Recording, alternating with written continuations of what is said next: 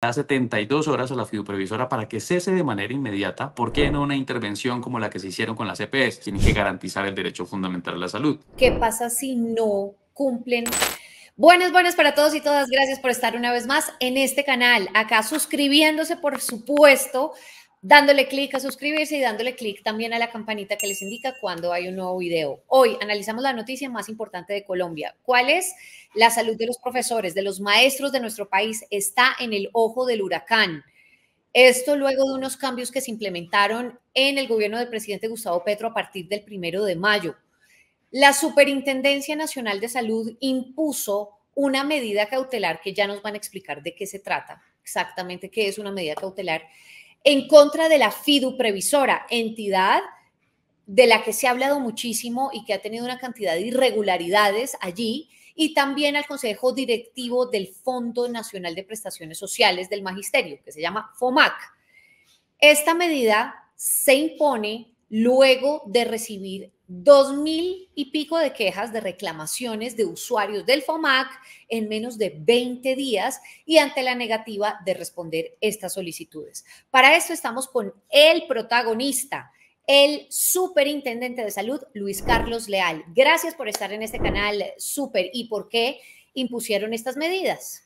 Hola Camila, buen día para ti, un saludo muy especial y muchas gracias por la invitación, un saludo para tu equipo de trabajo y para toda tu audiencia y pues feliz de tener este espacio para poder dialogar. Bueno, lo primero que me parece fundamental es dar un poco de contexto acerca de cómo funciona el sistema y el régimen excepcional o especial del magisterio en el país que se constituyó desde antes de la Constitución del 91, valga la redundancia.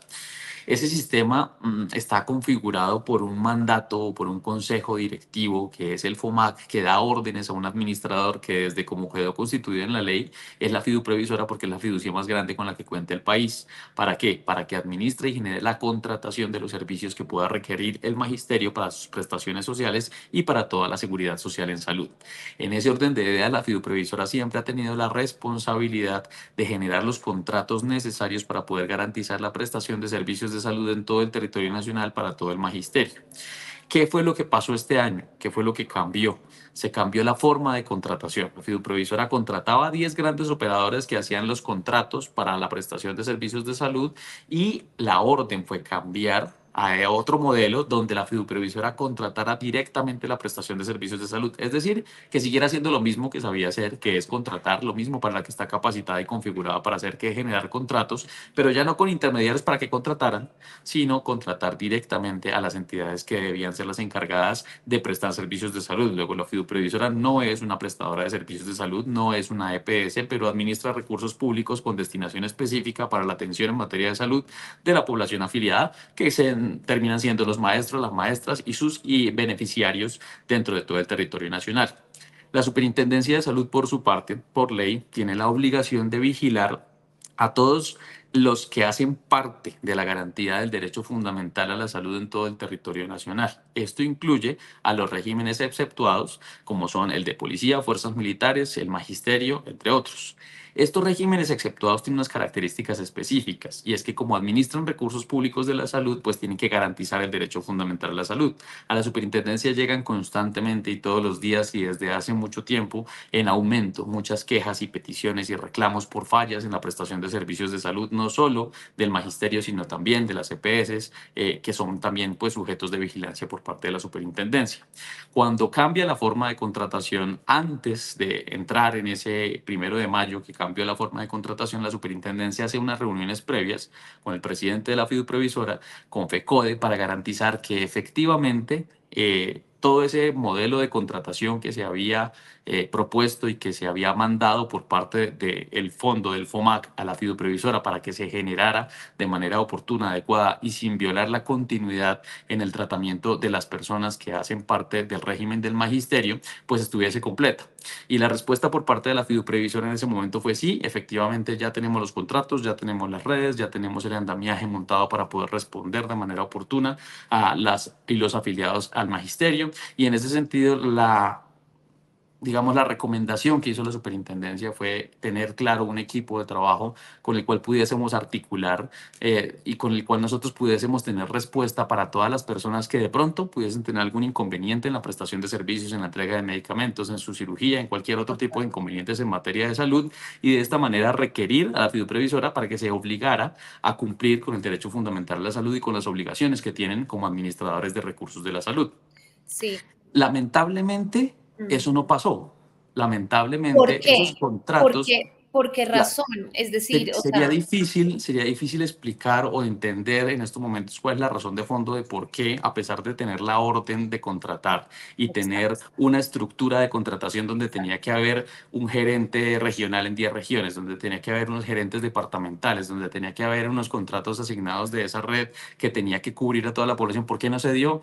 Esa respuesta me encantaría tenerla y creo que a todo el país merece saber por qué no se tiene esa respuesta. Es más, ni siquiera ese equipo que pedimos que se conformara para solucionar todos los temas urgentes en materia de salud que recibe hoy la superintendencia se conformó, y este es el momento donde la fiduprevisora no ha entregado las respuestas a todas las solicitudes frente a los reclamos que hacen las personas que la superintendencia de salud le ha manifestado a la fiduprevisora debe contestar. Y de hecho la sanción o la orden, la medida cautelar, que es una medida que ordena la cesación inmediata de cualquier actividad que esté poniendo barreras para la prestación de servicios en salud de la población afiliada al magisterio. Entonces, lo que hace la superintendencia es le da 72 horas a la fiduprevisora para que cese de manera inmediata.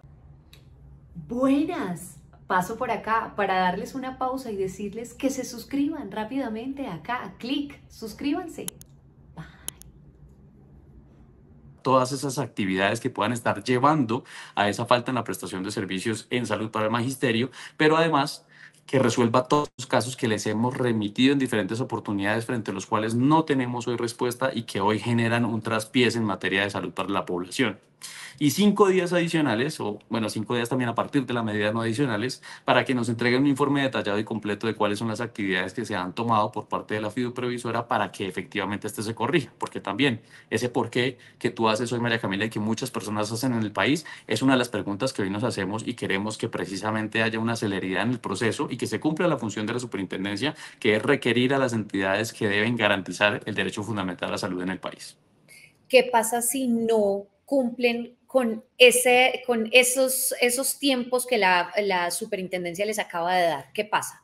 Bueno, una medida cautelar, que es una medida urgente, en el caso en que no se llegase a cumplir o que se cumpla de una manera parcial, dentro de la superintendencia hay una delegada, que es la delegada de investigaciones administrativas, a la cual se traslada cada uno de los procesos y en la cual se evalúan cuáles fueron las fallas en el requerimiento o en la medida que se impartió por parte de la superintendencia para generar sanciones generalmente económicas que se pueden desprender de ese incumplimiento.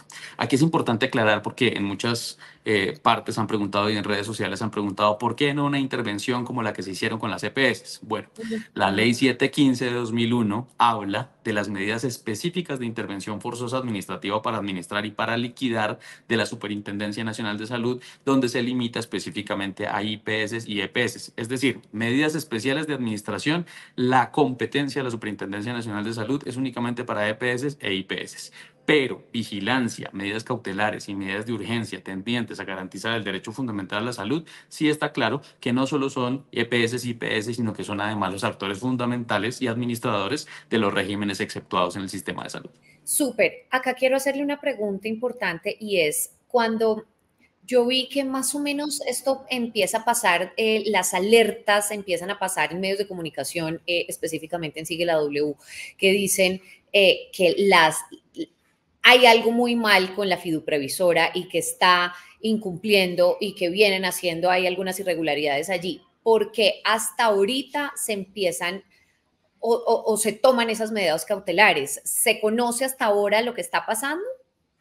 Digamos que las charlas previas y la superintendencia actúa de acuerdo con la vigilancia del actuar del sistema. Y sí actuamos de manera preventiva sobre nuestros vigilados directos, y esto lo hicimos porque la fiduprevisora nos generó una alerta, y la alerta que nos generó la fiduprevisora fue: hay muchos de los prestadores que por querer bloquear el sistema van a negar servicios y van a negar oportunidad de atención, y esto está prohibido por ley. En ese sentido, la superintendencia emitió una circular de manera temprana a todas las IPS del país, ordenándoles cumplir con la ley o recordándoles más bien sus funciones de cumplimiento con la ley, so pena de sanción en caso de generar algún tropiezo tropiezo en la atención o en la continuidad de alguna atención, digamos, urgente de cualquier paciente, porque está prohibido negar cualquier tipo de atención de urgencias en todo el territorio nacional o pedir una autorización o pedir un contrato de por medio.